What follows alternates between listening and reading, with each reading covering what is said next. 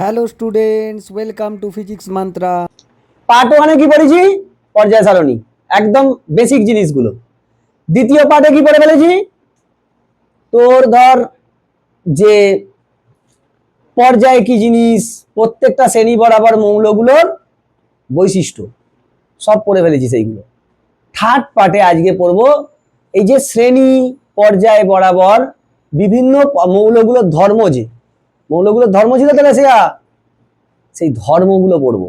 কি পরিবর্তন হয়, পারমাণবিক ব্যাসার্ধ, যোজ্যতা, তড়িৎ ঋণাত্মকতা, আয়নন বিভব, সেগুলো কিরকম পর্যায় সারণীর বাম দিক থেকে ডান দিক আর উপর থেকে নিচে নামলে কিভাবে পরিবর্তিত হয়।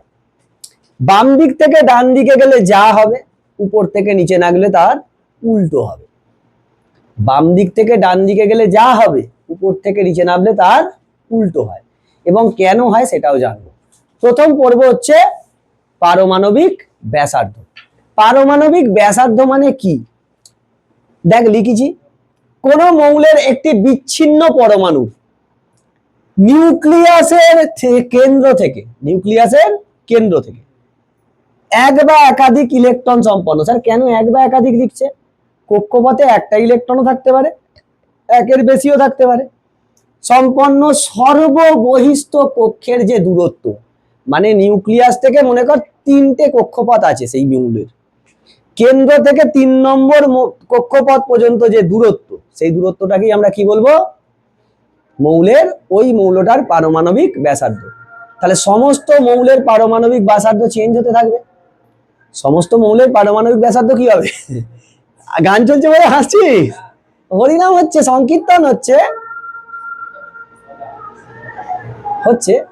তোকে এখানে আবার কিছু কথা বলে ফেললে বিরোধিতা হয়ে যাবে। আসবে না, এখানে তো আছে, অ্যান্টি নয়েজ ডিডাকশন আছে, ভয় নেই। আচ্ছা, তো স্যার চেঞ্জ হবে কিভাবে? চেঞ্জ হবে সেটা আমরা দেখব। পারমাণবিক ব্যাসার্ধ প্রত্যেকটা মৌলের আলাদা আলাদা হবে না? হবে না, কারণ পরপর তো সাজাচ্ছি আমরা। তাহলে পর্যায়ে বরাবর কি হয়, আর মৌলের যে পারমাণবিক ব্যাসার্ধ তার রেঞ্জ হয় 10⁻⁻10 মিটার। কত? 10⁻, রেঞ্জটা কত হয়? 10⁻⁻10 মিটার। ওরে বাবা রে, 10⁻⁻10 মিটার মানে বুঝতে পারছিস, 1/1 একের গায়ে 10টা শূন্য দিয়ে ভাগ কর, তত মিটার। মানে কত সূক্ষ্ম ভাব। এখন পর্যায়ে বরাবর কিরকম পরিবর্তন হবে বলছে। পর্যায় সারণীর, লিখতে থাক, পর্যায় সারণীতে পর্যায় বরাবর উপর থেকে নিচের দিকে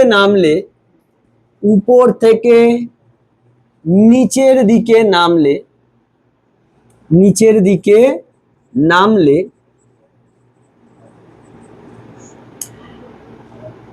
পারমাণবিক ব্যাসার্ধ, আচ্ছা পর্যায় বরাবর মানে বাম দিক থেকে ডান দিকে যাবে, তো এটা ভুল হবে। পর্যায় বরাবর বাম দিক থেকে ডান দিকে গেলে পারমাণবিক ব্যাসার্ধ হ্রাস পায়। কিরকম ভাবে হ্রাস পায়? ক্রমাগত হ্রাস পায়। মানে স্যার যত বাম দিক থেকে ডান দিকে যাবি তত ব্যাসার্ধ কমবে। সেয়া পরপর 20টা মৌলের নাম কি তোমার মুখস্থ? বলো দেখি। নাইট্রোজেন, অক্সিজেন, ভেরি গুড, মোটামুটি ঠিক আছে। তো স্যার এইগুলো পরপর মুখস্থ রাখতে হবে। বাকি তোর একটা যেন রাফ চিত্র তোর ব্রেনের কাছে থাকে পর্যায় সারণী। তোকে কি বলেছে? পর্যায় সারণীর বাম দিক থেকে ডান দিকে গেলে কি হবে? বাম দিক থেকে ডান দিকে গেলে পারমাণবিক ব্যাসার্ধ কমবে, মানে হ্রাস পাবে। এবার দেখ এইখানে একটা পর্যায় সারণী, আমি চাইবো এইখানে একটা ছবি দিয়ে দিতে, ঠিক আছে? ভিডিও যখন আসবে তখন দেখতে পাবি এখানে ছবি আছে। দেখ বাম দিকে কে আছে? লিথিয়াম। ডান দিকে কি আছে লিথিয়ামের পাশে? বেরিলিয়াম, তারপর boron, carbon, nitrogen, oxygen, fluorine. তারপর যত এইদিকে যাবে তত কি হবে? তাদের পারমাণবিক ব্যাসার্ধ কমবে। তাহলে কার বেশি? লিথিয়ামের। লিথিয়ামের পারমাণবিক ব্যাসার্ধ বেশি কার থেকে? বেরিলিয়ামের থেকে। তারপর কার হবে? বোরনের। তারপর কার হবে? কার্বনের। তারপর নাইট্রোজেন, তারপর অক্সিজেন, তারপর ফ্লুরিন। এরকম ভাবে চলতে থাকবে। মানে কার বেশি? লিথিয়ামের বেশি, তারপর বেরিলিয়ামের, তার থেকে কম বোরনের, তারপরে তার থেকে কম কার্বনের, তারপরে তার থেকে কম নাইট্রোজেনের, তার থেকে কম অক্সিজেনের, তার থেকে কম ফ্লুরিনের। নেক্সট হচ্ছে শ্রেণী বরাবর পরিবর্তন। পর্যায় সারণীতে যখনই এইগুলো পড়বি তখনই পাশে পর্যায় সারণীটা রেখে পড়বি, তবে বুঝতে সুবিধা হবে। পর্যায় সারণীতে শ্রেণী বরাবর বাম দিক, শ্রেণী বরাবর উপর থেকে নিচের দিকে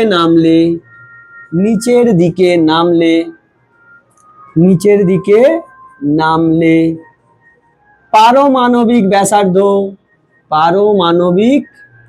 আমি কি বলেছিলাম? যা এইখানে হবে তার উল্টো এইখানে হবে। পারমাণবিক ব্যাসার্ধ কি হবে? তার মানে বৃদ্ধি পাবে। পারমাণবিক ব্যাসার্ধ বৃদ্ধি পাবে। এখন দেখ, বেশ স্যার বৃদ্ধি পাবে, কেন বেড়ে যাচ্ছে বলতো? এখানে কেন হ্রাস পাচ্ছে?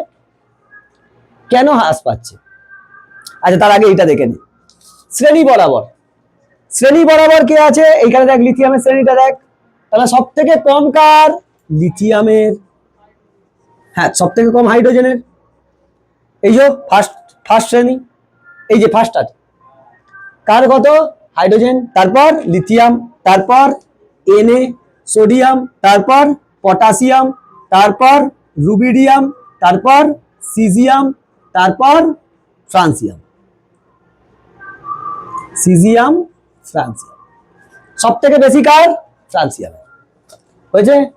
দেখ, তোর মনে হবে যে স্যার পর্যায় বরাবর বাম দিক থেকে ডান দিক মানে কি? এইগুলো কি ছিল? এইগুলো তো শ্রেণী ছিল স্যার, তাহলে পর্যায় বরাবর লিখছে কেন? আর এইগুলো কি ছিল? শ্রেণী ছিল না। এইগুলো কি ছিল? পর্যায় ছিল। আর এইগুলো কি? শ্রেণী ছিল। তো স্যার এখানে উল্টো। পর্যায় বরাবর বলা মানে বাম দিক থেকে ডান দিক, আর শ্রেণী বরাবর বলা মানে উপর থেকে নিচে। তার মানে নিচের দিকে নামলে কি হবে? পারমাণবিক ব্যাসার্ধ বাড়বে, আর বাম দিক থেকে ডান দিকে গেলে কমবে। কেন কমে যায়? দেখ, লিথিয়াম, তুই এইখানে দেখ, লিথিয়াম ক নম্বরে আছে? 3 নম্বর। বেরিলিয়াম ক নম্বরে আছে? দেখ, বেরিলিয়াম 4 নম্বরে। এর ক্ষেত্রে যদি আমি এর ইলেকট্রন বিন্যাস দেখি, 2 আর 1, এর ক্ষেত্রে কত? 2 2। কক্ষপথ দুটোই থাকছে, কক্ষপথ এরও দুটো, তাই তো হিসেব মতো সমান হওয়ার কথা। এরও কক্ষপথ 2, এরও কক্ষপথ 2। বোরনের কত নম্বর বল? 5। তাহলে 2 3। দেখ, আস্তে আস্তে কি হচ্ছে? এরও দুটো কক্ষপথ, এরও দুটো কক্ষপথ, কিন্তু ইলেকট্রন কার বাড়ছে? যত ওইদিকে যাবে ইলেকট্রন বাড়বে। কারণ কি? পারমাণবিক ক্রমাঙ্ক কি বাড়ছে? পরমাণু ক্রমাঙ্ক বাড়ছে মানে কি? ইলেকট্রন তো বেড়ে যাবে। প্রোটন বাড়ছে মানে কি? ইলেকট্রন, যতগুলো প্রোটন তত ইলেকট্রন হয়। তাহলে ইলেকট্রন যদি বেড়ে যায়, একই জায়গায় যখন ইলেকট্রন গুলো আরো বেশি থাকবে, তারা কি হবে? কমতে চাইবে, জায়গা কম জায়গার মধ্যে তাদেরকে ম্যানেজ করতে হবে। সেই জন্য ওদের ব্যাসার্ধ কি হয়? ওই জন্য কমে যায়। উল্টো দিক দিয়ে দেখ, হাইড্রোজেন এ কত? 1, লিথিয়াম কত? 3, সোডিয়াম কত? 11। দেখ, এর ক্ষেত্রে একটাই, এর ক্ষেত্রে দুটো কক্ষপথ, এর ক্ষেত্রে কটা? 3টে কক্ষপথ। দেখ, কক্ষপথ বেড়ে যাচ্ছে মানে কি? এমনিই তো দূরত্বটা বেড়ে যাবে। বুঝেছিস না বুঝিনিস? স্যার এইখানে কি হয়? কক্ষপথের সংখ্যা সেম, তাই তো স্যার দূরত্ব একই হওয়ার কথা, হিসেব সামান্য কম হয়। কেন? ইলেকট্রন গুলো যখন এই একই কক্ষপথে আসতে চায় না, ফলে কি হয়? কাছাকাছি এড করতে চায়, তখন আরো বেশি ফোর্স লাগিয়ে ওদেরকে টেনে নেয়। বুঝিস না বুঝিনিস? এই ছিল। এর পরেরটা পড়বো। আয়নাইজেশন শক্তি একদিন বলছিলাম না যে কি জিনিস, আগে ডেফিনেশন পড়, তোকে কোশ্চেন দেবে আয়নাইজেশন শক্তি কাকে বলে। যেহেতু এটা শক্তি, এর একটা একক থাকবে, এর সিজিএস একক কি, শক্তির একক কি হয়, জুল, তাহলে জুল, কিলো জুলও হবে, জুল আর ক্যালোরি, ঠিক আছে।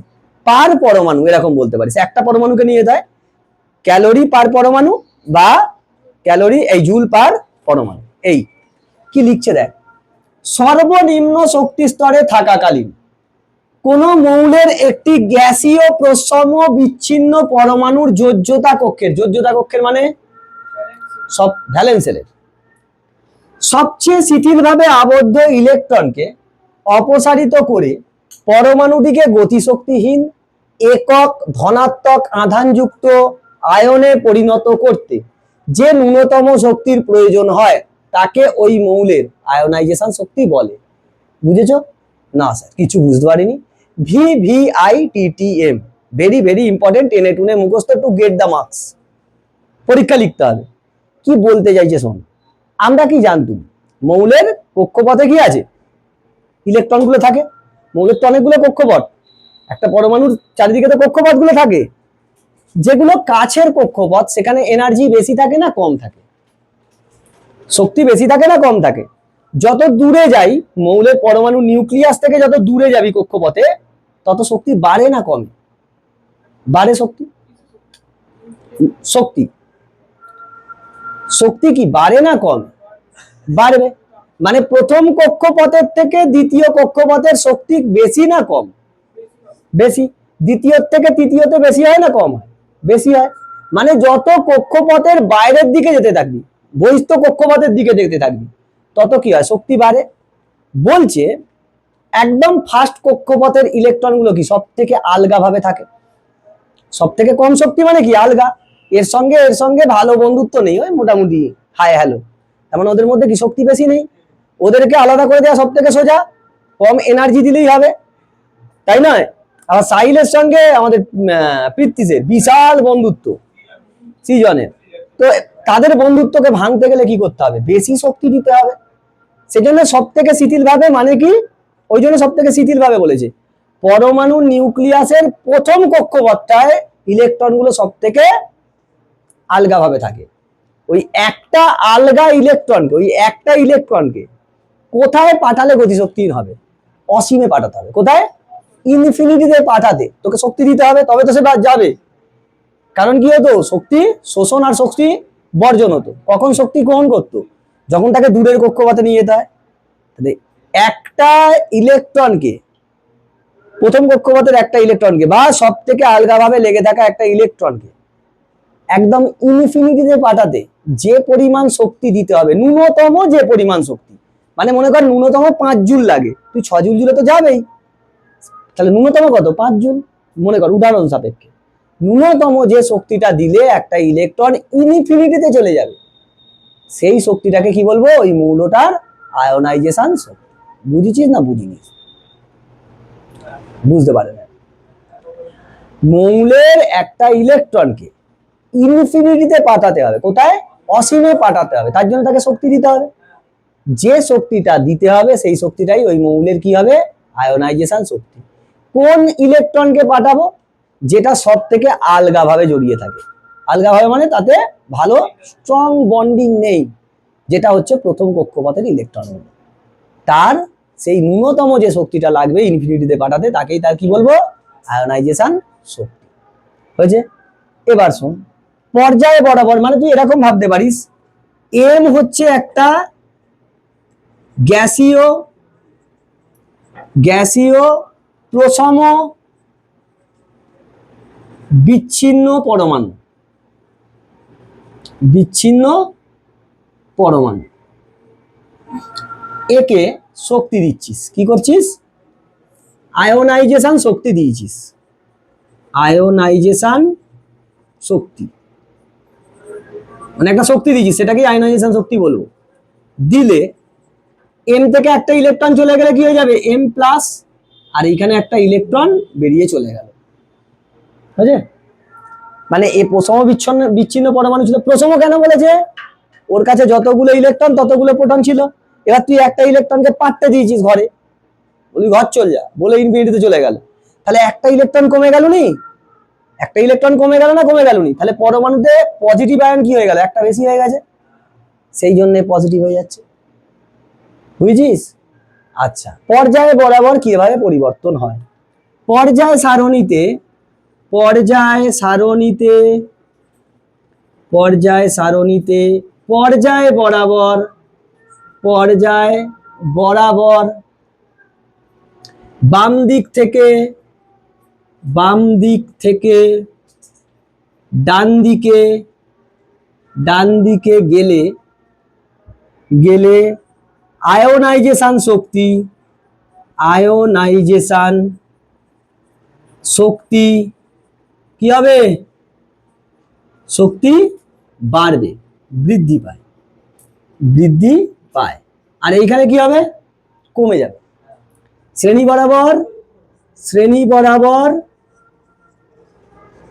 বরাবর উপর থেকে নিচের দিকে নামলে আয়োনাইজেশন শক্তি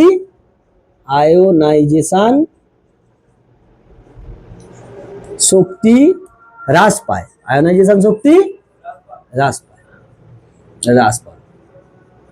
দেখ, এবারে স্যার এখানে কিছু ব্যতিক্রম আছে। ব্যতিক্রম দু একটা শ্রেণীতে আছে, দুটো কি একটা শ্রেণীতে আছে। আমি একটা শ্রেণী দিয়ে উদাহরণ দিয়ে দেবো যাতে ব্যতিক্রম আছে। বাম দিক থেকে ডান দিকে গেলে কেন আমাদের আয়োনাইজেশন শক্তি বাড়ে, সেটা হচ্ছে যত তুই বাম দিক থেকে ডান দিকে যাচ্ছিস, ইলেকট্রনের সংখ্যা কি হচ্ছে? বাড়ছে। পারমাণবিক ক্রমাঙ্ক বাড়ছে, পরমাণু ক্রমাঙ্ক তো বাড়ছে। পরমাণু ক্রমাঙ্ক বাড়া মানে কি? প্রোটন সংখ্যাটা বেড়ে যাচ্ছে। প্রোটন সংখ্যা বাড়ছে মানে কি? শেষ কক্ষে ইলেকট্রন সংখ্যাও বাড়ছে। তাহলে আকর্ষণ বাড়বে না কমবে? আকর্ষণ বাড়বে। তাহলে তো শক্তিটা বেশি দিতে হবে, তবে তো ভাঙবে। যাদের মধ্যে আকর্ষণ যত বেশি, তাদের বন্ডিং বেশি আছে, তাই তাকে কি বেশি শক্তি দিতে হবে। ওই জন্য ওদের আয়োনাইজেশন শক্তি বেশি হয়। তাহলে সব থেকে বেশি আয়োনাইজেশন শক্তি কাদের? 18 নম্বর শ্রেণী বা নিষ্ক্রিয় গ্যাস বা নোবেল গ্যাসগুলোর, নিষ্ক্রিয় মৌলগুলোর আয়োনাইজেশন শক্তি সব থেকে বেশি। কেন? ওদের তো শেষ কক্ষের ইলেকট্রন গুলো পুরো ফিল হয়ে আছে। শেষ কক্ষে কটা ইলেকট্রন থাকতে পারে? 8টা। ওদের 8টা ইলেকট্রন থাকে, তার মানে কি ওরা একদম স্ট্রং বন্ডিং করে আছে, ওদেরকে ভাঙাই যায়। বুঝিস না বুঝিনিস? সব থেকে নিষ্ক্রিয় মৌলগুলোর কি হয়? আয়োনাইজেশন শক্তি সব থেকে বেশি। বুঝিস না বুঝিনিস? যেমন দেখ, এখানে পর্যায় সারণীটা দিচ্ছি। দেখ 18 নম্বর শ্রেণীতে কি আছে? হিলিয়াম, নিয়ন, আর্গন, ক্রিপ্টন, জেনন, রেডন, তাই তো? এদের ক্ষেত্রে শেষ কক্ষে ইলেকট্রন কটা? 8টা, পুরো ফিল আপ। ওই জন্যই তো ওদেরকে নিষ্ক্রিয় মৌল বলে। ওদের 8টা ইলেকট্রন কি জানিস? ওরা যখন কক্ষপথে থাকে, তারা একটা কি বলবো কমিউনিটি গঠন করে। 8টা ম্যাক্সিমাম থাকতে পারবে। এবার একজন যখন ইলেকট্রন যায়, তারা একা একা লাগবে। তুই একটা ফাঁকা জায়গায় তুই একা বাড়ি করে আছিস, তো ভালো লাগবে? খালি মনে হয় পালাই, ভালো লাগে না। ওই জন্য ধাতুর শেষ কক্ষে কটা ইলেকট্রন থাকে? একটা। সোডিয়াম, পটাশিয়াম, একটা করে ইলেকট্রন থাকতে যাবে, ভালো লাগবে না। ওই জন্য ওরা ছেড়ে পালিয়ে যায়। দুটো ইলেকট্রন একটু ভালো লাগবে, কিন্তু সেরকম ভাবে ভালো লাগবে থাকতে চাইবে না। আবার ক্লোরিন দেখ, ক্লোরিন, ব্রোমিন, এদের কটা? 7টা করে ইলেকট্রন। এরা চায় একজনকে নিয়ে আসতে, তাহলে কি ওদের কমিউনিটি ফিল হয়ে যাবে। আর এদের কি পুরো কমিউনিটি ফিল হয়ে আছে, পাড়ায় আর জায়গা নেই। তোকে আসতে দেবে? জায়গা বিক্রি হবে না। জায়গা নেই তো আর জায়গা বিক্রি করে করবে? ভাড়াও দেবে না। সব ফিল আপ, সব বন্ডিং করা আছে। ওদেরকে মানে সরানো বিশাল চাপ। ওই জন্য বুঝতে পারছি না বুঝতে পারিনিস? এক্ষেত্রে কি হয়, একটা ব্যতিক্রম আছে। ব্যতিক্রমটা দেখ। ফার্স্ট কক্ষে ব্যতিক্রম বলতে বাম দিক থেকে ডান দিকের কেন্দ্রে। বাম দিক থেকে ডান দিকে গেলে দেখ, প্রথমে দেখ লিথিয়াম। প্রথমে কি আছে? লিথিয়াম, তারপর বেরিলিয়াম। বলছে লিথিয়ামের আয়োনাইজেশন শক্তি বেরিলিয়ামের থেকে বেশি, বোরনের থেকে বেশি, কার্বনের থেকে কম মনে হচ্ছে না? কার্বনের থেকে দেখ, কার্বনের থেকে কম হবে,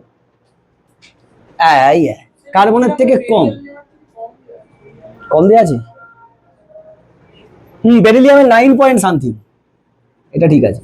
লিথিয়ামের কম হচ্ছে বেরিলিয়ামের থেকে, হিসেব মতো কি লিথিয়ামের বেশি হওয়ার কথা ছিল বেরিলিয়ামের থেকে? না, ঠিকই তো আছে, লিথিয়ামের থেকে বেরিলিয়ামের বেশি হবে, বেরিলিয়ামের থেকে আবার বোরনের বেশি হবে, ঠিক ছিল। বোরনের থেকে কার্বনের বেশি হওয়ার কথা, না দেখ কার্বনের কম, ওই জন্য এটাকে ব্যতিক্রম বলেছে। তারপর নাইট্রোজেনের কি আছে, এরপরে কে কে আছে লিখে দে তো। নাইট্রোজেন আছে, অক্সিজেন আছে, আর ফ্লুরিন আছে। আবার কার্বনের কম হচ্ছে নাইট্রোজেনের থেকে, হিসেব মতো নাইট্রোজেনের বেশি হওয়ার কথা ছিল। আবার নাইট্রোজেনের থেকে অক্সিজেনের বেশি, অক্সিজেনের থেকে ফ্লুরিনের বেশি। অক্সিজেনের থেকে ফ্লুরিনের বেশি তো রে, না কম। হিসেব মতো এটা সব গ্রেটার দেন হওয়ার কথা ছিল, এই লেস দেন এই সাইনটা সব জায়গায় হওয়ার কথা ছিল, না হয়ে কি হয়েছে, উল্টো উল্টো হয়েছে। দেখ এটা হচ্ছে ব্যতিক্রম। কি ব্যতিক্রম? অ্যাকচুয়ালি লিথিয়ামের সব থেকে কম, তারপর বেরিলিয়াম, তারপর বোরন, তারপর মানে এদিকে যাচ্ছিস বাড়বে তো, সব থেকে কম বেরিলিয়াম, বেরিলিয়াম এই লিথিয়ামের সব থেকে কম হওয়ার কথা, লিথিয়ামের থেকে বেশি বেরিলিয়ামের হওয়ার কথা, বেরিলিয়ামের থেকে বোরনের বেশি হওয়ার কথা, বোরনের থেকে কার্বনের বেশি হওয়ার কথা, কার্বনের থেকে নাইট্রোজেনের বেশি হওয়ার কথা, নাইট্রোজেনের থেকে অক্সিজেনের বেশি হওয়ার কথা, অক্সিজেনের থেকে ফ্লুরিনের বেশি হওয়ার কথা, উল্টো, মাঝে মধ্যে উল্টো উল্টো হয়ে যাচ্ছে, মানে এটা ব্যতিক্রম। যেমন দেখ লিথিয়ামের থেকে বেরিলিয়ামের বেশি, ঠিক, কিন্তু বেরিলিয়ামের থেকে বোরনের কি হওয়ার কথা, বেশি হওয়ার কথা, দেখ কম হয়ে যাচ্ছে। আবার বোরনের থেকে কি কার্বনের বেশি হওয়ার কথা, ঠিক আছে এটা। আবার কার্বনের থেকে নাইট্রোজেনের বেশি হওয়ার কথা, ঠিক আছে। নাইট্রোজেনের থেকে অক্সিজেনের বেশি হওয়ার কথা, দেখ কম হয়ে গেছে। আবার অক্সিজেনের থেকে ফ্লুরিনের বেশি হওয়ার কথা, ঠিক আছে, এটা ব্যতিক্রম। বুঝছিস না বুঝিস? তাহলে পর্যায়ে বরাবর বাম দিক থেকে ডান দিকে গেলে আয়নাইজেশন শক্তি বাড়ে। ব্যতিক্রম কি? প্রথম দ্বিতীয় শ্রেণীটা দেখ, দ্বিতীয় শ্রেণী তো এটা, দ্বিতীয় শ্রেণীটা। আচ্ছা, উপর থেকে নিচে নামলে আয়নাইজেশন শক্তি কমবে। আর সবচেয়ে সবচেয়ে নোট 18 নম্বর শ্রেণীর, 18 নম্বর শ্রেণীর মৌলগুলির আয়নাইজেশন শক্তি, মৌলগুলির আয়নাইজেশন শক্তি সর্বোচ্চ হয়, সর্বোচ্চ হয়। তার মানে কাদের উদাহরণ? নোবেল গ্যাস বা নিষ্ক্রিয় মৌলগুলির,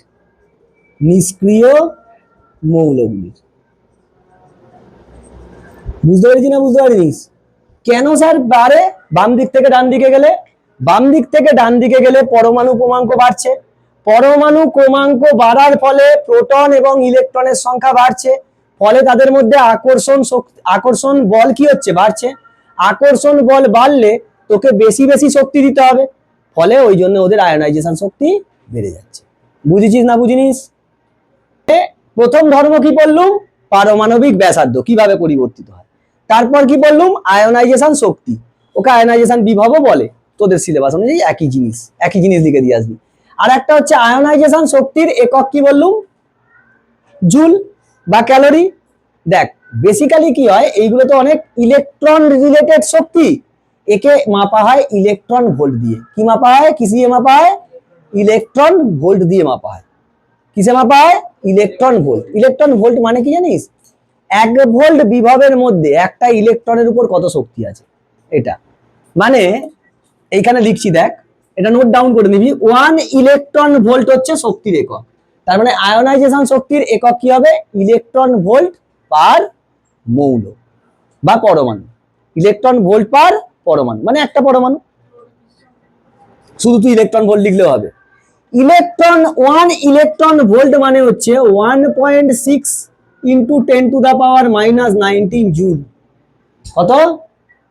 1 ইলেকট্রন ভোল্ট সমান 1.6 ইন্টু 10⁻⁻19 জুল। অ্যাকচুয়ালি এটা ইলেকট্রনের চার্জ, পরে পড়বি, চলতরিতে আছে, সেজন্য আমি বলবুনি ভাবছিলাম, বলে দিলুম। কোনো কারণ স্কুলে তোদের এখন যদি এটা সিলেবাসে হয় ফার্স্ট ইউনিটে কোশ্চেন দিতে পারে। আর 1 কিলো ইলেকট্রন ভোল্ট মানে কত? 1.6 ইন্টু 10⁻⁻19 জুল। কিলো আছে, তার মানে আরো 10 কিউব দিয়ে গুণ হবে, তাকে লিখবো 1.6 ইন্টু 10⁻⁻16 জুল। তার মানে 1 কিলো ভোল্ট মানে কিলো ইলেকট্রন ভোল্ট মানে এইটা। 1 mega electron volt, mega electron volt মানে 1.6 ইন্টু 10⁻⁻19 ইন্টু 10⁻6 জুল। এটা আসবে 1.6 ইন্টু 10⁻13 জুল। এই কোশ্চেনটা খুব দেয় যে 1 মেগা ইলেকট্রন ভোল্ট সমান কত জুল, কত হয় 1.6 ইন্টু 10⁻13 জুল। কেন বলছি, শুধু এইটা একটু নোট ডাউন করে নে, কারণ এইটা মানে বিভিন্ন পরীক্ষার্থী মাধ্যমিকে পাওয়ার চান্স এই কোশ্চেনটায় হয় কিলো ইলেকট্রন ভোল্ট নয়তো মেগা ইলেকট্রন ভোল্ট দিয়ে দেয় যে কত জুল, মানে 95% চান্স এই কোশ্চেনটা আসে। বুঝতে পেরেছিস? বহু জায়গাতে দেখবি এটা এমসিকিউ এ দেওয়া আছে বা এসএকিউ এ দেওয়া আছে, হয়েছে? আচ্ছা আমি এখানে এখন মুছে দিচ্ছি, পরে এটা টুকে নিবি, পরে এটা টুকে নিবি, পরে একটু টুকে নিবি, পরে একটু টুকে নিবি, নাহলে আমি বলে দেবো, শেষে বলে দেবো। আচ্ছা শোন, তড়িৎ ঋণাত্মকতা এরপর জানবো। তড়িৎ ঋণাত্মকতা মানে বুঝতে পারছিস তো, ঋণাত্মকতা মানে নেগেটিভিটি, ইলেকট্রোনেগেটিভিটি মানে কি? কোশ্চেন লিখছে, তোকে সংজ্ঞা দিচ্ছে, যৌগের অণুর মধ্যে সমযোজী বন্ধনে আবদ্ধ। ই আবার কি বন্ধন স্যার, তুমি এখনো পড়োনি, তার মানে এখন আপাতত অত বুঝে লাভ নেই, তোকে মুখস্থ লিখতে হবে। এর পরেরই চ্যাপ্টার আছে সমযোজী ও আয়নীয় বন্ধন, তখন আমরা বুঝতে পারবো সমযোজী বন্ধন কি। সমযোজী বন্ধনে আবদ্ধ কোন মৌলের একটি পরমাণু ওই সমযোজী বন্ধনের ইলেকট্রন জোড়কে নিজের নিউক্লিয়াসের দিকে আকর্ষণ করার ক্ষমতাকে কি বলবো? তড়িৎ ঋণাত্মকতা। সেই জন্য তড়িৎ ঋণাত্মকতারও একক কি হয়? অ্যাকচুয়ালি তড়িৎ ঋণাত্মকতা মানে ঋণাত্মক শক্তি, মানে আকর্ষণ করার শক্তি। আকর্ষণ তো স্যার বল, আকর্ষণ বল থাকলে তার রিলেটেড কি হবে? একটা শক্তি হয়, যে কোনো বল থাকলেই তার রিলেটেড শক্তি হয়। সেই ঋণাত্মক শক্তিটাকে আমরা কি বলবো? তড়িৎ ঋণাত্মকতার শক্তিটাকে আমরা কি বলবো? আকর্ষণ করার শক্তিটাকে আমরা কি বলবো? তড়িৎ ঋণাত্মকতা। তড়িৎ ঋণাত্মকতার এককও কি হয়? ইলেকট্রন ভোল্ট দিয়েই আমরা লিখি। একক বাদ দাও। ঋণাত্মকতা মানে কি? ঋণাত্মক ভাব, শুধু এইটা মাথায় ঢুকিয়ে নে। ঋণাত্মকতা মানে কি? ঋণাত্মক ভাব বেশি থাকবে। এবার শোন, পর্যায় বরাবর পরিবর্তন কি হয়? পর্যায় সারণীতে লিখতে থাক, পর্যায় সারণীতে বাম দিক থেকে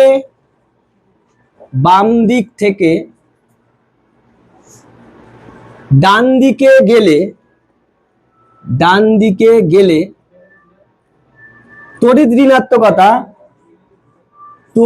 ঋণাত্মকতা বৃদ্ধি পায় না হ্রাস পায় রে? বল না রে, দেখি বল না। বৃদ্ধি পায়, আর উপর থেকে নিচে নামলে হ্রাস পায়। পর্যায় সারণীতে উদাহরণ দেবো, পর্যায় সারণীতে শ্রেণী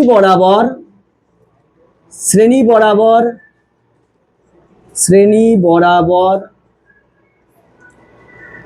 বাম, এই উপর দিক থেকে বাম নয়, উপর দিক থেকে নিচে নামলে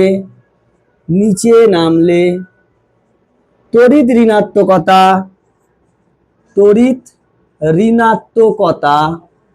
হ্রাস পায়। এগুলো মনে রাখতে হবে তোকে, প্রত্যেকটা মনে রাখতে হবে। এটা পর্যায় সারণীতে পর্যায় বরাবর লিখে যেত, পর্যায় বরাবর বাম দিক থেকে ডান দিকে গেলে বৃদ্ধি পাবে। কেন বৃদ্ধি পায় আমরা এইমাত্র দেখলাম না, শক্তি বেড়ে যায় তো। যেমন ধর এই হচ্ছে আমাদের পর্যায় সারণী, বাম দিক থেকে ডান দিক মানে লিথিয়াম বেরিলিয়াম, ওইটাই নি নাকি? আচ্ছা সোডিয়াম ম্যাগনেসিয়াম, তাহলে সোডিয়ামের কি হবে? সোডিয়ামের থেকে বেশি কার হবে? ম্যাগনেসিয়াম। বাম দিক থেকে ডান দিকে গেলে বাড়বে তো, তাহলে কার বেশি হবে? ম্যাগনেসিয়ামের। তারপর কি আছে? ম্যাগনেসিয়ামের পরে কি? অ্যালুমিনিয়াম। তারপর কি আছে? সিলিকন। হবে না? এই তো হবে স্যার। দেখা যাক কি করে হচ্ছে, কেন হচ্ছে। আমাকে বল, সোডিয়াম কত নম্বরে আছে? 11। ম্যাগনেসিয়াম কত নম্বরে আছে? 12। অ্যালুমিনিয়াম কত নম্বরে আছে? 13। সিলিকন 14। একে যদি তুই ভাঙিস 1 2 3, 2 8 1, 2 8 2, 2 8 3। দেখ শেষ কক্ষের ইলেকট্রন বাড়ছে না, ইলেকট্রন বাড়লে এমনিই তো সে ঋণাত্মক হয়ে যাচ্ছে। শেষ কক্ষে যার যত বেশি ইলেকট্রন তার ঋণাত্মকতা সব থেকে বেশি। তাহলে সব থেকে বেশি কার হবে? 18 নম্বর শ্রেণীর। গেঁজাখোর। 17 নম্বর, 18 নম্বর তো সব ফিল আপ হয়ে গেছে, 8টাই আছে ফিল আপ। তো ঋণাত্মকতা সব থেকে বেশি কার? 17 নম্বর শ্রেণীর বা হ্যালোজেন শ্রেণীর মৌলগুলোর। হ্যালোজেন মৌলগুলোর কি হয়? তড়িৎ ঋণাত্মকতা সব থেকে বেশি হয়। আর সব থেকে কম ঋণাত্মকতা কার হবে? কোন শ্রেণীর? 1 নম্বর, মানে ক্ষার ধাতু। ক্ষার ধাতুর কি হবে? তড়িৎ ঋণাত্মকতা সবচেয়ে কম হবে। তাহলে কি পেলুম? পয়েন্ট কি পেলুম? এটাকে লেখ। হ্যালোজেন হ্যালোজেন মৌলগুলির হ্যালোজেন মৌলগুলির মানে হচ্ছে 17 নম্বর শ্রেণীর 17 নম্বর শ্রেণীর তড়িৎ ঋণাত্মকতা তড়িৎ ঋণাত্মকতা তড়িৎ ঋণাত্মকতা সর্বোচ্চ এবং এবং ক্ষার ধাতুগুলির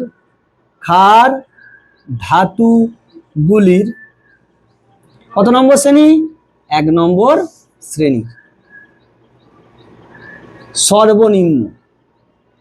সর্বনিম্ন হয়। আমার কাছে বোর্ডে জায়গা নেই বলে এই জায়গাটাতে লিখে দিবি। বুঝেছিস না বুঝিনিস? আচ্ছা স্যার। হ্যাঁ স্যার, উপর থেকে নিচে নামলে কমে। কি করে কমবে? তো ঋণাত্মকতা কেন কমে? চলো এখান থেকে উদাহরণ নাও। এসো, এই দেখো। কাকে নেবো? লিথিয়াম, সোডিয়াম আর পটাশিয়াম নিনি। হ্যাঁ, উপর থেকে নিচে নামছে। লিথিয়াম সব থেকে বেশি, তারপরে কে? সোডিয়াম, তারপর পটাশিয়াম। লিথিয়াম কত? 3, সোডিয়াম কত? 11, পটাশিয়াম 19। 19 না 18 রে? 19 না? পটাশিয়াম 19। আর গন্ত 1 2 1। এর কি? 2 8 1। এর কি? 2 8 8 1। স্যার এদের তো সবার একটা করে ডিস্কো। তোকে তো এরকম দেয়া থাকবে না, তোকে এরকম দেয়া থাকবে, সাজাতে হবে। তখন কি করে বুঝবি? সবার তো শেষ কক্ষে স্যার একটা করে ইলেকট্রন। সবার শেষ কক্ষে তো একটা ইলেকট্রন।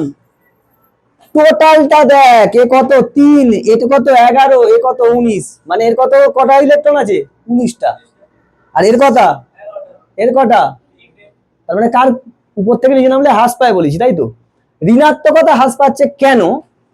এখানে আর তুই এইসব লাগাতে পারবি না যে ইলেকট্রন দিয়ে বুঝে যাব।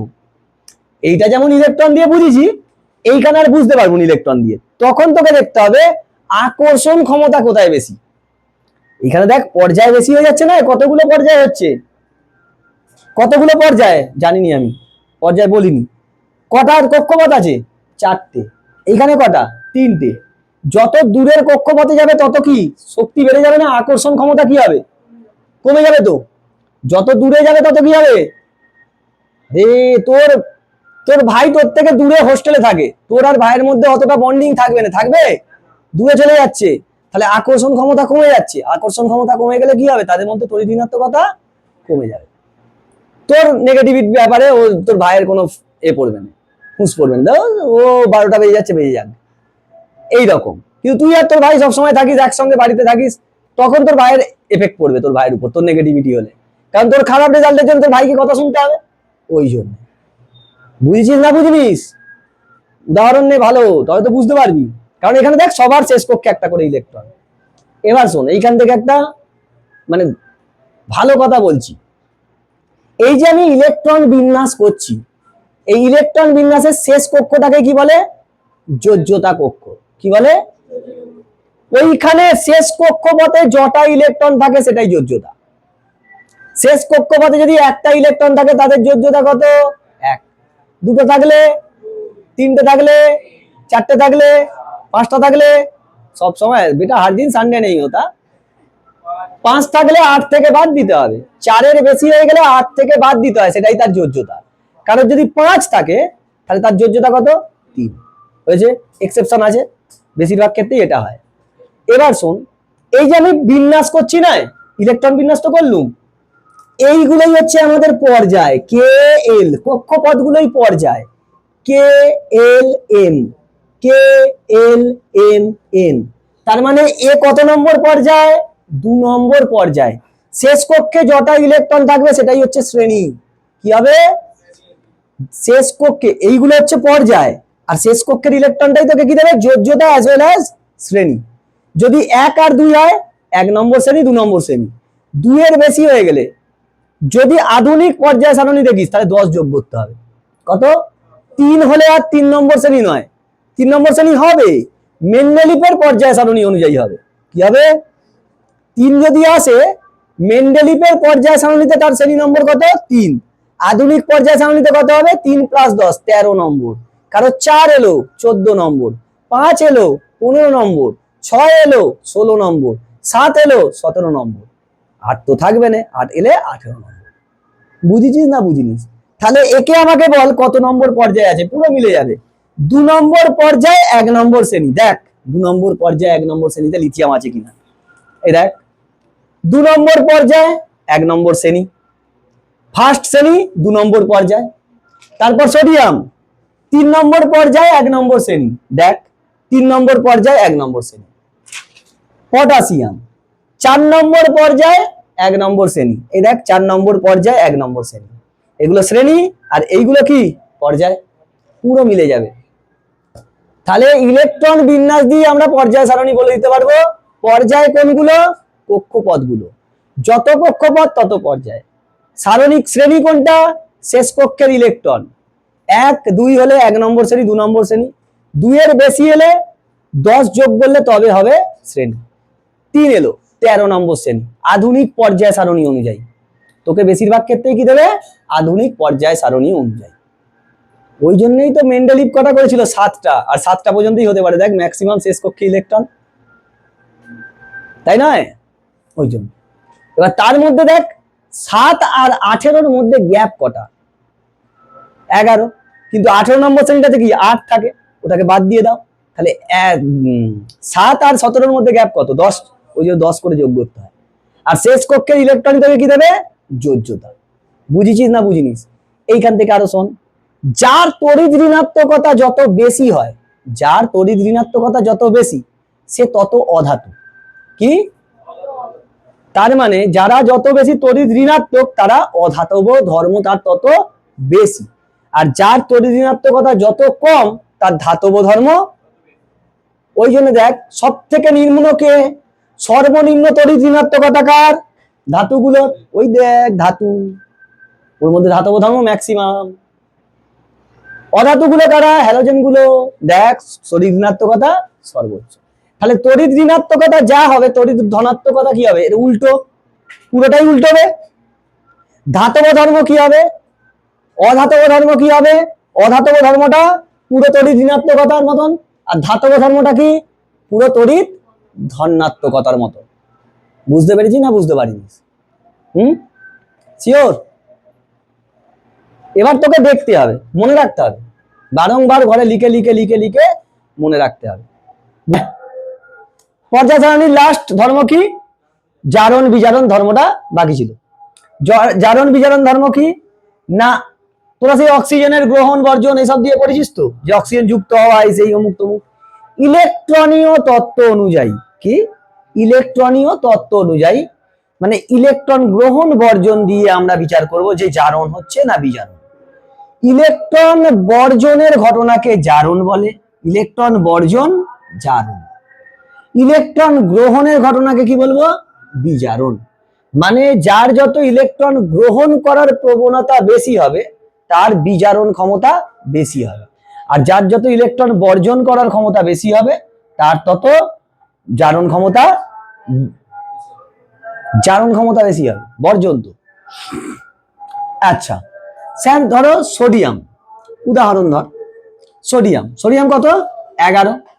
সোডিয়ামের যদি আমি ইলেকট্রন বিন্যাস করি তাহলে কত হবে 2 8 1, তাই তো? এর শেষ কক্ষে একটা ইলেকট্রন আছে, এর একটা ইলেকট্রন, আমি কি বলেছি ওরা কমিউনিটি করে থাকতে চায়, একটা জায়গায় গোষ্ঠী বেঁধে থাকবে। তো একজন আছে, এর থাকতে ভালো লাগবে? কেউ নেই, কোথাও কেউ নেই, এর জোর তৈরি হয় না, হ্যাঁ জোর তো পছন্দ হয়। তো ইলেকট্রনটা বেরোনোর প্রবণতা বেশি বলে এর কি, এ বর্জন করার ক্ষমতা বেশি ইলেকট্রন, তার মানে জারণ ক্ষমতা, মানে এটাকেই জারণ ক্ষমতা বলবো, এইগুলোকে যে ইলেকট্রন বর্জন গ্রহণ এগুলোকে বলবো জারণ বিজারণ। পর্যায় বরাবর মানে পর্যায় সারণীতে, পর্যায় সারণীতে পর্যায় বরাবর, পর্যায় বরাবর বরাবর জারণ বাম দিক থেকে ডান দিকে গেলে, বাম দিক থেকে ডান দিকে গেলে, বাম দিক থেকে ডান দিকে গেলে কি হবে? জারণ ক্ষমতা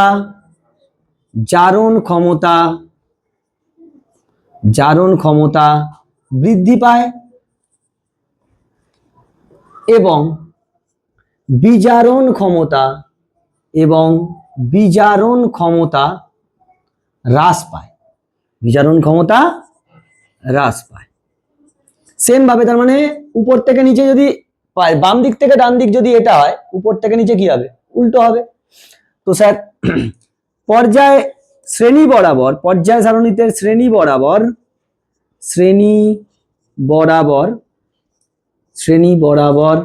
উপর থেকে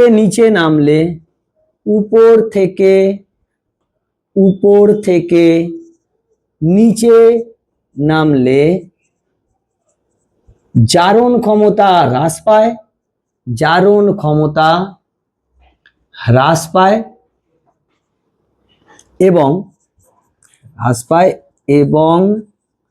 বিজারণ ক্ষমতা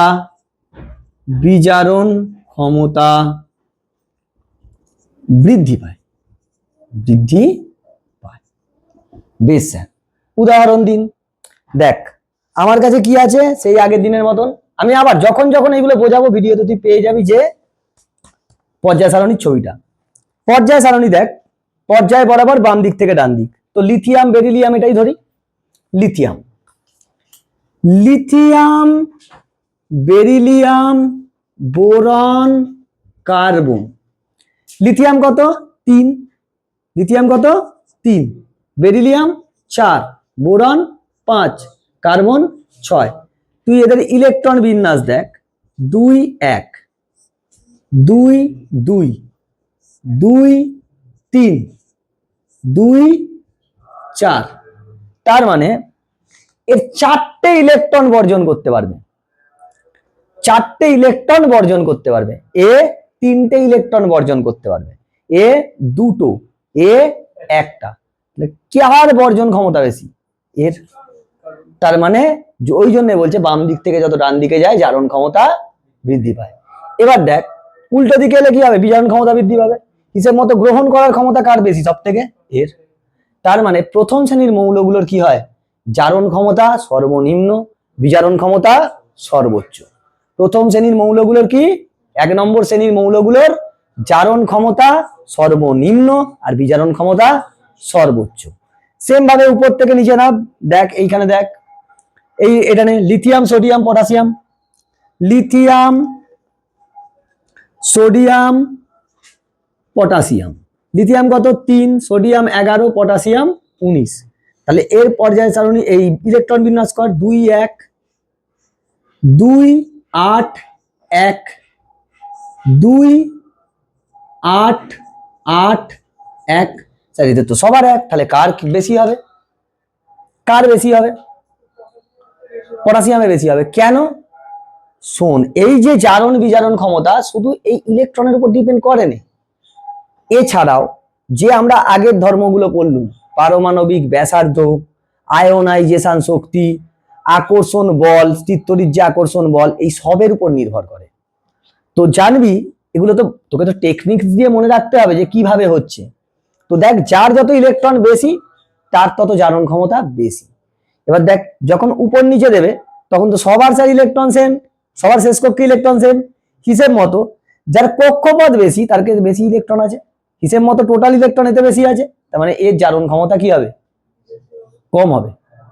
উপর থেকে নিচে নামছে তো এর কম হবে, কারণ কেন না এদের গোষ্ঠী আরো বেশি বানাচ্ছে। উপর থেকে নিচে নামলে কি হয়, দেখ জারণ ক্ষমতা কমে যায়, এদের বর্জন ক্ষমতা আস্তে আস্তে কমে। এর যতটা বর্জন ক্ষমতা এর থেকে কম হচ্ছে এর। কেন বলতো, এদের দেখ আরো রিলেটিভ আছে, এর আরো বেশি রিলেটিভ বেশি থাকলে কি তোর মরতে ভাল লাগবে না। কত আমার রিলেটিভ, আমার এই স্টুডেন্টটা, এই যেমন আমার ক্ষেত্রে আমার বর্জন ক্ষমতা ভালো নয়, কেন এত স্টুডেন্ট কি হবে, তারা 12 কি করে পাস করবে, এদের 10 গুলো কি করবো, 11 গুলো তো মাখিয়ে দিল, মনে হবে না, মনে হবে না। তো যে যত নিচে নামবে তার কত কি হবে, জারণ ক্ষমতা কমবে আর বিজারণ ক্ষমতা বাড়বে। ব্যাসার্ধ তো বাড়ছে, ওই জন্যই বললুম না, ওই জন্য জারণ বিজারণ ক্ষমতা শুধু এর উপর নির্ভর করে না, কিসের উপর নির্ভর করে, পারমাণবিক ব্যাসার্ধ, আয়োনাইজেশন শক্তি, এদের সবার উপর নির্ভর করে। এই টোটাল কয়েকটা ধর্ম ছিল, সেই ধর্মগুলোকে আমাকে জেনে রাখতে হবে। এরপর তোকে কোশ্চেন কি দেবে, এইখান থেকে নানা রকম কোশ্চেন দেবে, যে কে কত নম্বর গ্রুপে, কে কত নম্বর শ্রেণী, কত নম্বর পর্যায়ে উপস্থিত, 2-3টে মৌল দিয়ে দেবে আননোন, কার জারণ ক্ষমতা বেশি, কার বিজারণ ক্ষমতা বেশি, কারা সমযোজী যৌগ করবে, কারা আয়নীয় যৌগ করবে। শোন, আয়নীয় যৌগ কারা তৈরি করে জানিস, 1 নম্বর আর 2 নম্বর শ্রেণীর মৌলরা। কারা, 1 নম্বর ও 2 নম্বর শ্রেণীর মৌলরা আয়নীয় যৌগ গঠন করে, তার মধ্যে হাইড্রোজেন বাদ দিয়ে বাকি বেশিরভাগই সব কি করবে, সমযোজী যৌগ উৎপন্ন করবে। যোজ্যতা আগের দিন দেখেছিলাম, শেষ কক্ষের ইলেকট্রন সংখ্যা, তো সেই রিলেটেড আমরা কথা নিউমেরিক্যাল সলভ করবো আজকে, ঠিক আছে। এই টোটাল পার্টটাই আমি 2তে দেবো, হয়তো একটু লেন্দি হবে, মানে টোটাল পর্যায় সারণী 2টো লেন্থে শেষ করব। এই 2 নম্বর পার্টের মধ্যেই আমরা নিউমেরিক্যালস গুলো করে নেবো, বেশি নয় 4-5টা, ম্যাক্সিমাম 4-5টা, ঠিক আছে। তো তাড়াতাড়ি টোকো। হ্যাঁ, এরকম ভোল্টেজ হলে কি করে হবে, ফ্যানটা তো ঘুরছেই নি, 220 ভোল্টের লাইন, কতবার বলেছি 440 ভোল্ট এই দিকটা করে দিন, এত স্টুডেন্টরা পড়তে আসে, স্মার্ট বোর্ড লাগাতে পারবো না, কিচ্ছু করতে পারবো না, তাও গভর্নমেন্টের কোনো হিউজ নেই, নাম কিনা আমরা গভর্নমেন্টকে ট্যাক্স দিই, এটা গভর্নমেন্ট, আমাদের ইন্ডিয়ান গভর্নমেন্ট, তাহলে আমরা ইন্ডিয়াতে থাকবো, ভালো ভালো ছেলেমেয়েরা ইন্ডিয়াতে থাকবে না বাইরে যাবে, আর এদিকে বড় বড় ব্যানার টাঙাচ্ছে স্টপ ব্রেনডেন করে লাভ নেই, ইন্ডিয়াকে ভাবনা চিন্তা করার দরকার আছে, ইন্ডিয়ান পলিটিশিয়ানদের অনেক ভাবনা চিন্তা করার দরকার আছে। I have no political agenda, আমি কোনো পলিটিক্যাল পার্টি করিনি, এটাই ব্যাপার। স্টুডেন্টরা গিয়ে যদি ভয়েস রেজ করে তবে হবে, না হলে হবে না। কতবার বলেছি যে এই কটা বাড়ি অন্তত করে দিন, নয়তো একটা বাড়ি অন্তত করে দিন, যে 440 ভোল্ট হলে তবু ফ্যানগুলো ঘরে, দুপুরবেলা না হলে টাইম হয় না, এত বড় বড় ব্যাচ, একটা ব্যাচে 26, 27, 30 জন করে পড়ে, ব্যাক টু ব্যাক, এ তো স্মার্ট বোর্ডটা এলে চলবেই না। আমরা স্টুডেন্টদেরকে ফ্যাসিলিটিস দিতে যাই, গভর্নমেন্ট যদি না আমাদেরকে সাপোর্ট করে আমরা কি করবো, অথচ আমরা পয়সা দিতে যাই, পয়সা দিয়ে করতে যাই, তাতেও গভর্নমেন্ট দেবে না, তাহলে আমরা কি করব। দিনের পর দিন একটা ট্রান্সফরমারের তো লোডসের ব্যাপার আছে, সেই লোডটা যদি না চেঞ্জ করে তাহলে আমরা কি করতে পারি। চল কি কোশ্চেন দিয়েছি দেখ, দেখছি এখানে দেখ না, কোন একটি মৌলের পরমাণু ক্রমাঙ্ক 17, কত, তোকে পরমাণু ক্রমাঙ্কটা বলে দিয়েছে, মানে জেড বলে দিয়েছে, দিয়ে বলছে মৌলটির পর্যায় সারণীতে অবস্থান 17 নম্বর, মানে ধর এক্স, মৌলটা কি এক্স 17, তাহলে প্রথম কথা হচ্ছে ইলেকট্রন বিন্যাস করে নেব, এর ইলেকট্রন বিন্যাস করলে 2, 8, 7, তাই তো, 2, 8, 7, এইগুলোই জানি কক্ষপথ, কে এল এম, যতগুলো কক্ষপথ ততটাই পর্যায়, তার মানে এ কত নম্বর পর্যায় 3 নম্বর, কত নম্বর শ্রেণী, শেষ কক্ষের ইলেকট্রন সংখ্যাটা হচ্ছে তো শ্রেণী, 7 নম্বর শ্রেণী, এইটা যদি লিখিস তাহলে এটা হচ্ছে মেন্ডেলিফের পর্যায় সারণী অনুযায়ী, কি মেন্ডেলিফের পর্যায় সারণী অনুযায়ী, তাই তো? যদি আধুনিক বা দীর্ঘ পর্যায় সারণী অনুযায়ী বলে তাহলে পর্যায় হচ্ছে পর্যায় 3 নম্বর, পর্যায় নিয়ে কোনো ঝামেলা নেই। তখন শ্রেণী লিখলে তুই কি করবি, 7 এর সঙ্গে 10 অ্যাড করবি। 2 এর বেশি হলেই, শেষ কক্ষে ইলেকট্রন যদি 2 এর বেশি হয়ে যায় তার সঙ্গে 10 যোগ করে দিবি। এখানে 2 7 কত, 2 এর বেশি, তাহলে 7 + 10 কত, 17 নম্বর শ্রেণী। তাহলে এই মৌলটার পর্যায় সারণীতে অবস্থান 3 নম্বর পর্যায়, 17 নম্বর শ্রেণীর দীর্ঘ পর্যায় সারণী অনুযায়ী। কি? আধুনিক দীর্ঘ পর্যায় সারণী অনুযায়ী, পর্যায় সারণী অনুযায়ী তোকে দেখে কোশ্চেন উত্তর দিতে হবে যে আধুনিক দীর্ঘ পর্যায় সারণী অনুযায়ী চেয়েছে না শুধুমাত্র মেন্ডেলিভের পর্যায় সারণী অনুযায়ী চেয়েছে। বুঝেছিস না বুঝিনিস?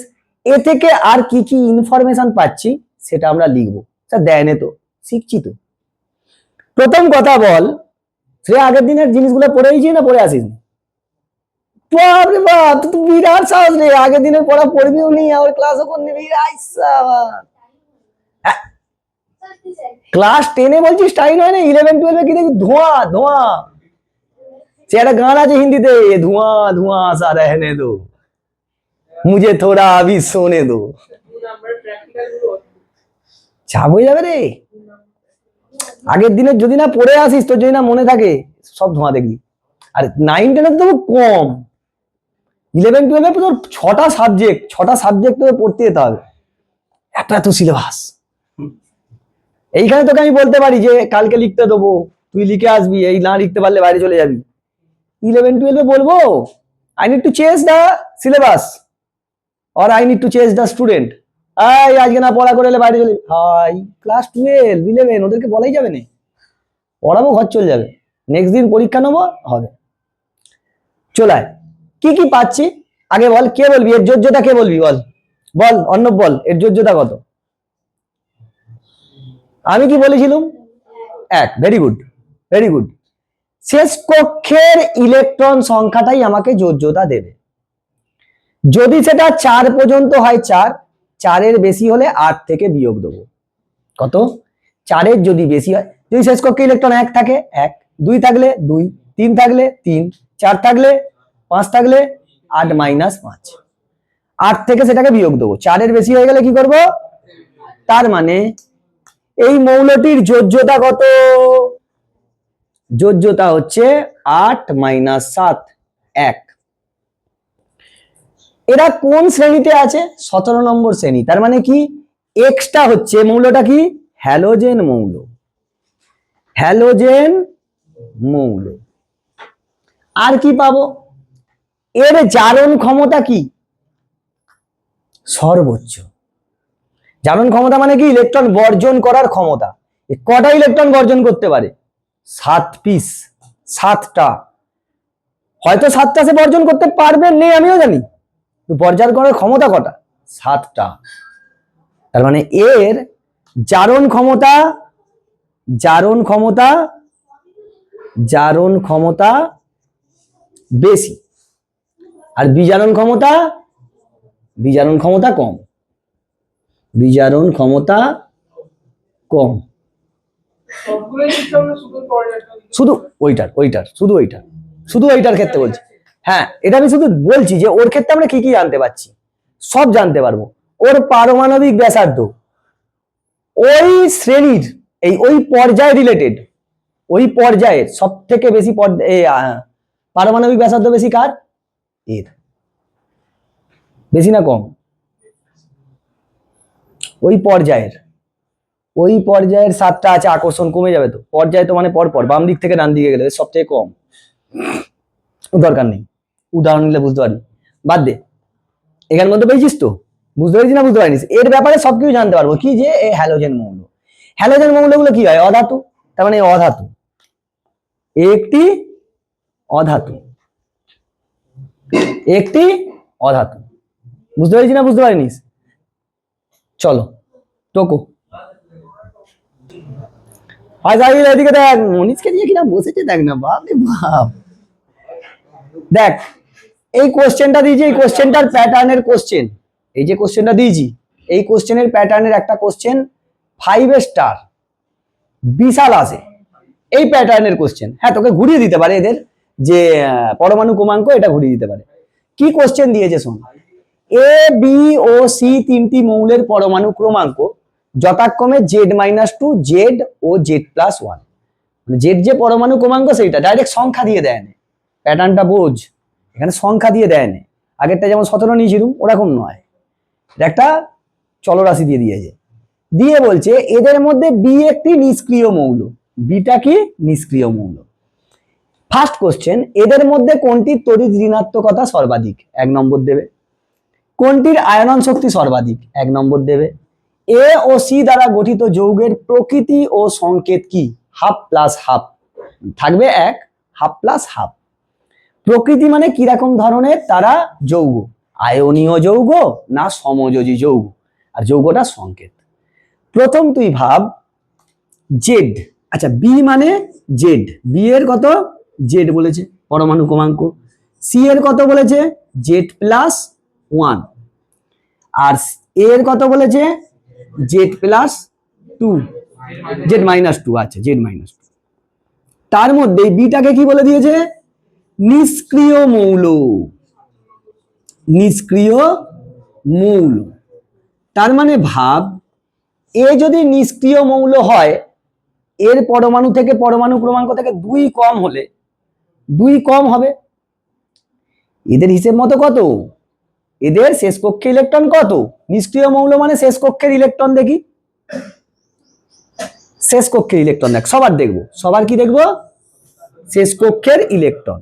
চলো, কারণ ওইটারই আমি ধারণা পাবো, শেষ কক্ষের ইলেকট্রন, শেষ কক্ষের ইলেকট্রন।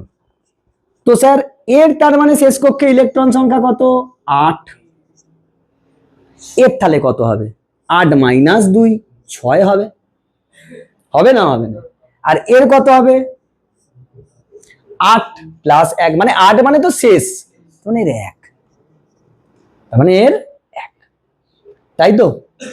এবার তোকে বলেছে তড়িৎ ঋণাত্মকতা সর্বাধিক কার, এর কটা ইলেকট্রন 6 পিস, এর ওকে বাদ দিয়ে দে, ও তো নিষ্ক্রিয়, ওর তোর ঋণাত্মকতা হবে না, ও আলাদা ধরনের, ও আলাদা জগতের মাল, বুঝলি তো। এর কটা ইলেকট্রন, একটা, তার মানে সর্বাধিক কার হবে তড়িৎ ঋণাত্মকতা, তড়িৎ ঋণাত্মকতা সর্বাধিক কার, ঋণাত্মকতা সর্বাধিক, ঋণাত্মকতা যা বানানো ভুল লিখছি, এই রিটা একটু ডিসকো কর, আমি এই রিকো লিখতে পারিনি, সর্বাধিক কার, এর। এবার দেখ তোকে কি বলেছে আয়নাইজেশন শক্তি, আয়নাইজেশন শক্তি বা আয়নন শক্তি, আয়নন শক্তি সর্বাধিক কার হয়, নিষ্ক্রিয় মৌলের, আগের দিন বলেছিল। যদি নিষ্ক্রিয় মৌল এইসব জায়গায় দেওয়াই থাকবে, যদি আয়নন শক্তি বলে নিষ্ক্রিয় মৌলটা কার, তাহলে আয়নন শক্তি সর্বাধিক, আয়নন, আয়নন শক্তি সর্বাধিক, সর্বাধিক বি এর। 3 নম্বর এ ও সি দ্বারা গঠিত মৌল, তার মানে দেখ শেষ কক্ষের ইলেকট্রনের 1 মানে এ কি 1 নম্বর শ্রেণী নয়, 1 নম্বর শ্রেণী, এ ক নম্বর শ্রেণী 16 নম্বর শ্রেণী, তাই নয়, তার মানে কি অধাতু, তাই তো গো, এ কি ক্ষার ধাতু, ক্ষার ধাতু। এরা দুজনে মিলে কি করে, সমযোজী না আয়নীয়, হ্যাঁ 1 নম্বর শ্রেণীতে কি আছে, ধরে নে সোডিয়াম, আর 16 নম্বরে কে আছে, অক্সিজেন নাকি, অক্সিজেন আছে, তার মানে সোডিয়াম NaO ক্ষারকীয় অক্সাইড, ক্ষারকীয় অক্সাইড তৈরি করবে, ক্ষারীয় বলা যাবে, অক্সাইড ক্ষারকীয় বলা যাবে না।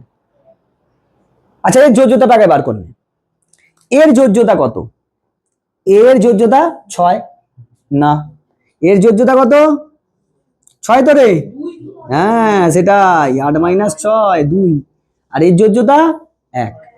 তার মানে যে সংকেতটা তৈরি হবে 3 নম্বর, এদের যৌগটির প্রকৃতি কিরকম পরে বলছি। যৌগটির প্রকৃতি আর যৌগটির সংকেত, যৌগটির সংকেত, এই সংকেত কিরম ভাবে লিখতো, লেখা হতো এর যোজ্যতা ওর ঘাড়ে, ওর যোজ্যতা এর ঘাড়ে। তার মানে ওর যোজ্যতা এর ঘাড়ে পড়লে AC2, তাই তো রে, AC2, AC2 মানে NaO2 CaO2, এরকম ধরনের সমযোজী নাকি রে, সমযোজী হবে তো, 16 সঙ্গে তো সমযোজী হবে। 1 নম্বর তো, ক নম্বর শ্রেণীতে আছে ক্ষার ধাতু। 1 আর 2 কি করে না, সমযোজী নয়, আয়নিক। কটা ইলেকট্রন ছাড়তে পারবে, আরে ভাব, সি এর শেষ কক্ষে ইলেকট্রন কটা, একটা, এখানে আঁকতো। এর শেষ কক্ষে ইলেকট্রন কটা, 6টা, 6টা, এই হয়েছে। তাহলে 2টো সি লাগবে, 2টো সি লাগলে তবেই তো হবে।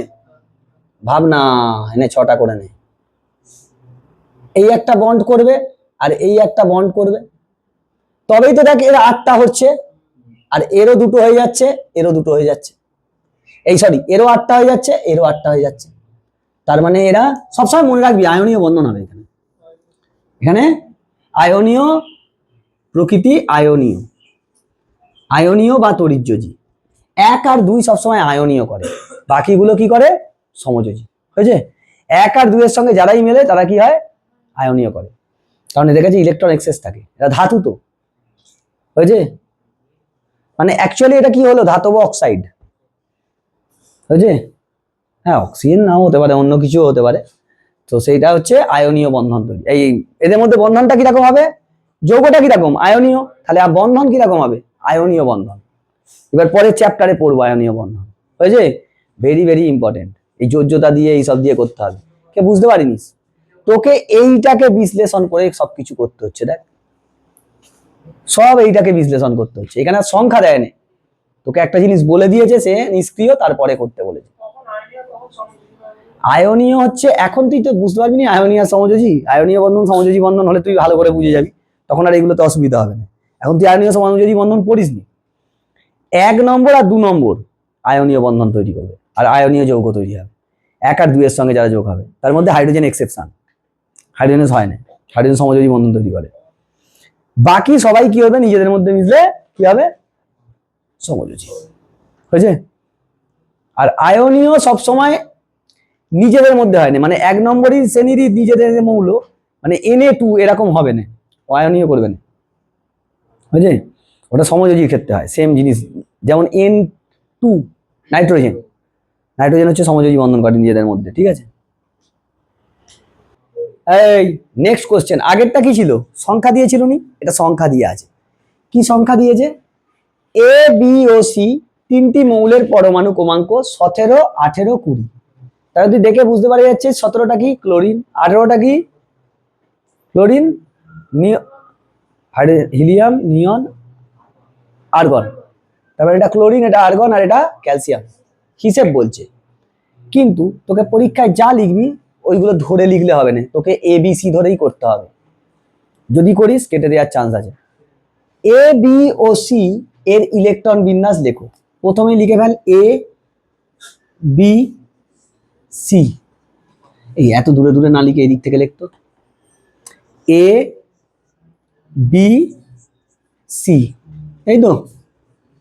এর পরমাণু ক্রমাঙ্ক কত, 17 18 19, তার মানে একে ভাগ করলে 2 8 7, এর কত 2 8 8, এর কত 20 আছে, আচ্ছা চুপ কর, 2 8 8 2, তাহলে এটা কে এল কথা হচ্ছে বেশি, কে এল এম, কে এল এম এন। তার মানে দেখ কক্ষপথগুলো পর্যায়, তার মানে এ 3 নম্বর পর্যায়, 3 নম্বর পর্যায় ও 17 নম্বর শ্রেণী, 17 নম্বর শ্রেণী। তোকে যতক্ষণ না মেন্ডেলিফের বলে দিচ্ছে ততক্ষণ আধুনিক দীর্ঘ পর্যায় সারণী অনুযায়ী সাজাবি। এ কত নম্বর? 3 নম্বর পর্যায়, 3 নম্বর পর্যায় ও 18 নম্বর শ্রেণী, তার মানে নিষ্ক্রিয় মৌল, এ নিষ্ক্রিয় মৌল। এটা কি? চতুর্থ 4 নম্বর পর্যায়, 4 নম্বর পর্যায় ও 2 নম্বর শ্রেণী, 4 নম্বর পর্যায় ও 2 নম্বর শ্রেণী। দেখেছিস ফ্যানটা?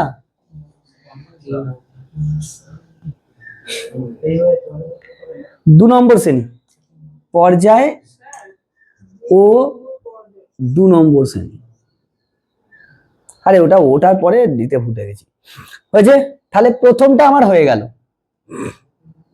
প্রথমটা আমার হয়ে গেল। দ্বিতীয় কি বলেছে? এ ও সি এর মধ্যে কোনটি ধাতু কোনটি অধাতু?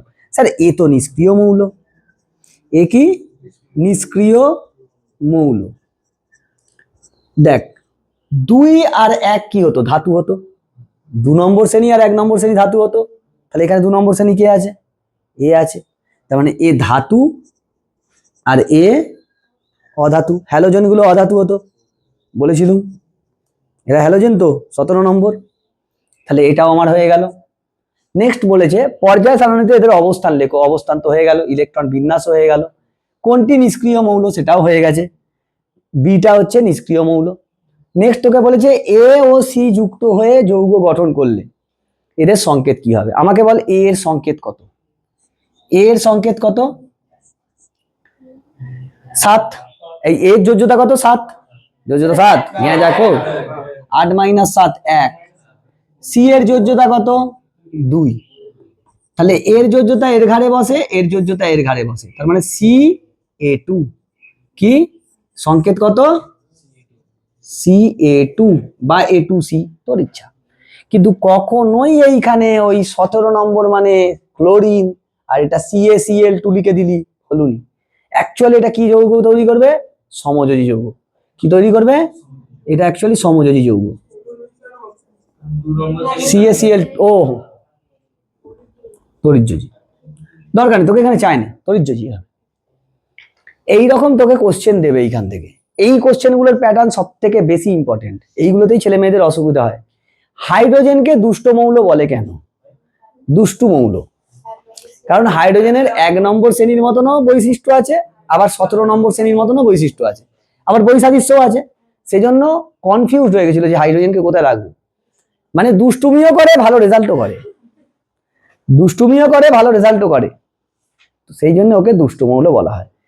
হাইড্রোজেন এবং 17 হ্যালোজেন মৌলগুলির মধ্যে সাদৃশ্য ও বৈসাদৃশ্য ভেরি ভেরি ইম্পর্টেন্ট। বুঝেছিস? একদম পর্যায় সারণী শেষ হয়ে গেল, এরপর পর্যায় সারণীর উপর পরীক্ষা হবে। হয়েছে? বুঝতে পেরেছিস?